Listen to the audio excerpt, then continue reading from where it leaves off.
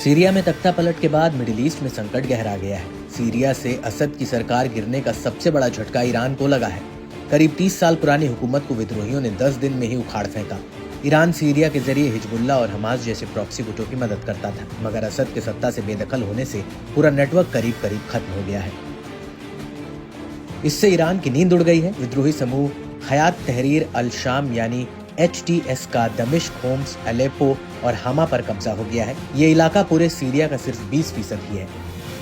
इस पर ईरान के इस्लामिक रेवोल्यूशन गार्ड कॉर्प्स के चीफ कमांडर का बड़ा बयान सामने आया है। मेजर जनरल हुसैन सलामी ने ईरान के सुप्रीम लीडर अली खामेनेई के हालिया बयान को आगे बढ़ाया है, जिसमें उन्होंने दावा किया था कि सीरियाई युवा अपने देश को विद्रोहियों के कब्जे से मुक्त कर लेंगे। हुसैन सलामी ने कहा कि विदेशी ताकतें आज सीरिया को भूखे भेड़ियों की तरह चीर रही हैं। इसमें इजराइल दक्षिण में और बाकी देश उत्तर और पूर्व में एक्टिव है। इजराइल सीरिया राजधानी दमिश्क में खतरनाक नजरें गड़ाए देख रहा है। ये असहनीय है। हमें मजबूत रहना चाहिए, जैसे ईरान के सुप्रीम लीडर ने कहा कि सीरिया को उसके मजबूत और अनुभवी युवाओं की ओर से आजाद किया जाएगा। बता दें कि IRGC कमांडर ने अली खामेनेई के हालिया बयान का जिक्र किया, जिसमें उन्होंने कहा कि सीरियाई युवा उठ खड़े होंगे, विरोध करेंगे, बलिदान देंगे और इराक की तरह हालात पर काबू पा लेंगे। सीरिया के कब्जे वाले इलाकों को जोशीले सीरियाई युवाओं की ओर से आजाद कराया जाएगा। इसमें कोई शक नहीं है कि ऐसा होगा। अमेरिका का पैर जमाना भी लंबे समय तक जारी रहेगा। अमेरिका को भी प्रतिरोध मोर्चे की ओर से इलाके से बाहर निकाल दिया जाएगा।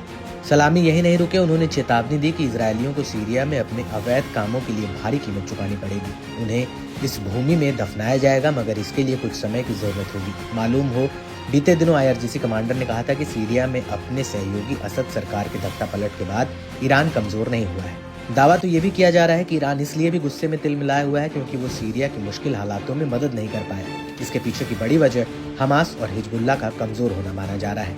एक्सपर्ट्स की माने तो नेतन्याहू ने 14 महीनों में ही तेहरान की 45 साल पुरानी योजना को पलट दिया, जिसकी खींच अब ईरान की ओर से साफ तौर पर झलक रही है। उसके नेता और अधिकारी इसके पीछे सीधे इजरायल को जिम्मेवार ठहरा रहे हैं।